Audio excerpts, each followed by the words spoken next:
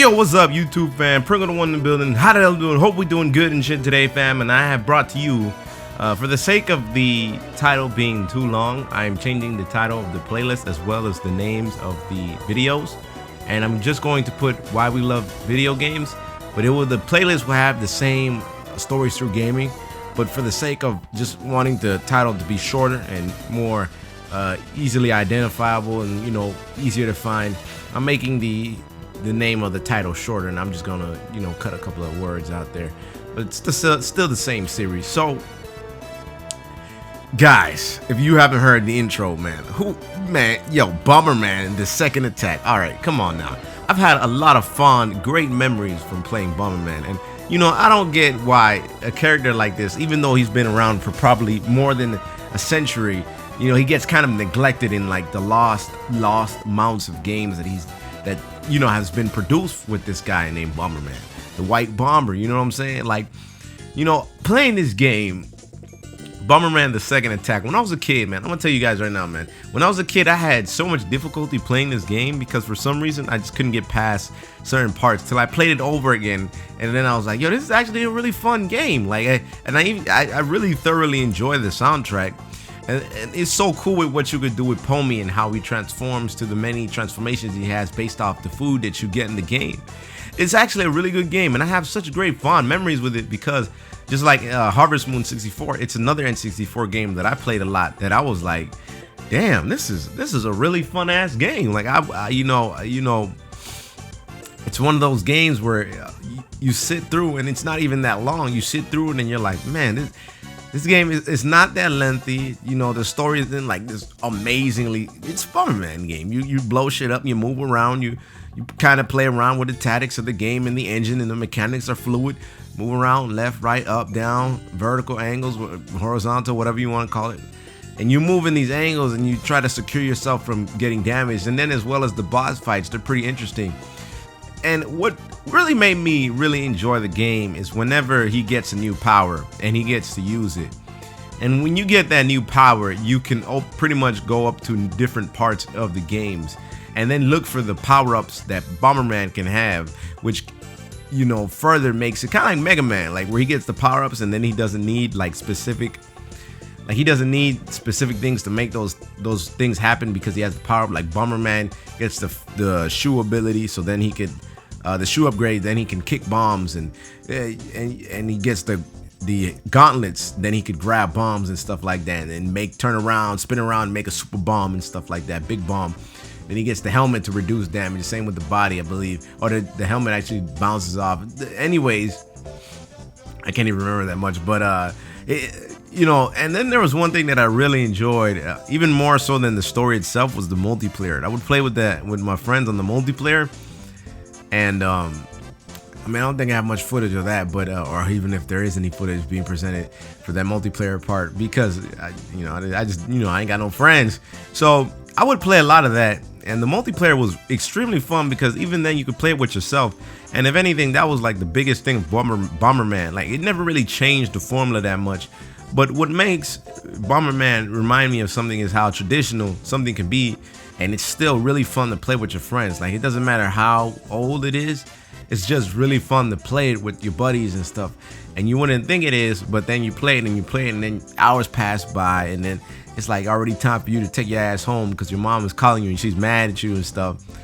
And you know, you play that game, and second attack, man, Bomberman the second attack is, if not one of the games that I always got sad because I could never beat as a kid. I don't know what, it was so difficult, and I would just keep on dying, and I would replay the game over and over. In the beginning, I would start over and over, and I just could not get past a certain part, and that was it. And it was the win stage too.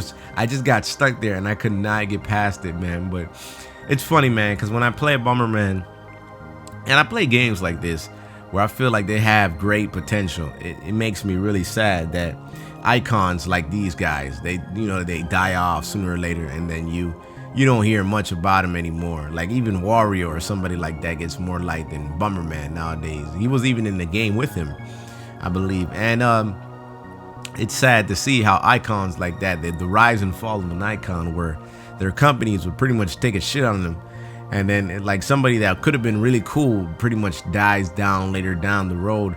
And then you get sad because that kind of happens. And then, you know, you look back and you're like, damn, well, at least we got these other guys. But it's still not the same because characters like that, like Bomberman, like even if you play Bomberman the first one, I'd like to get Bomberman the second attack for the N64, but obviously the price is way too high. It's staggering, and it's about a $60, $70 game, I believe, last I checked. And playing this game, man, I really sit down when I was a kid, man, and you know, this was one of those games, aside from Harvest Moon 64, Conker's Bad Fur Day, Banjo-Kazooie, these were games that really, really made the N64 worthwhile for me. And I'm not even thinking of like Super Mario 64 or anything like that. It's these games, the weird, kind of odd ones. These were the ones that really, really made the N64 for me. And I gotta say, Second Attack is one of those games that, yo, it is so bomb to play, man. It is so fun because even to this day, I can sit down and play and just be perfectly fine enjoying the shit out of this game. And it shows me that, man, yo, even though there's characters like that die off, hey, the games are still fun to this day. And you know, nowadays we ain't even getting icons no more. We ain't getting cool icons no more like that, man. So shout out to Bomberman the Second Attack for giving me a real good experience. It's a game that I could never freaking beat as a kid. And I'm gonna tell you this right now, man. Bomberman for Smash. I don't care what you tell me. We seen Cloud. I know he dropped. Okay, understandable, man. Weird as hell, but why can't we get your boy Bomberman? Throw a Pichu in there or something for the homies, man.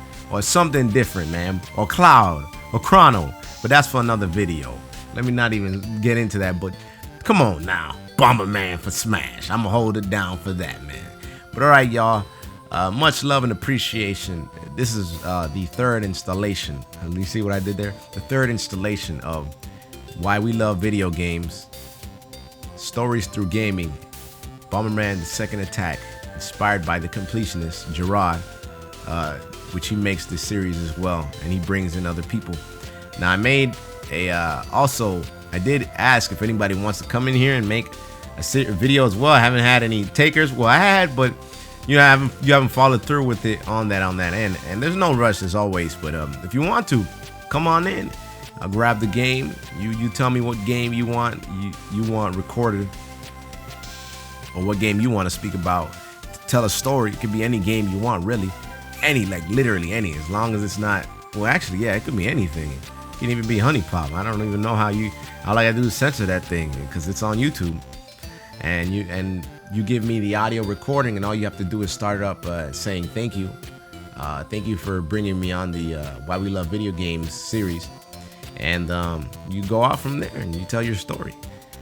And that's it, guys. That's all I got, man. If you're really interested, let me know if you want to do one. I remember a couple of people asked me about it, but they haven't followed through with it, so that was the only problem. But all right, y'all, much love and appreciation. Comments are commenting, subscribe to the subscribers, like us, get the liking. I am out. Take care, everybody. Much love and appreciation. Peace.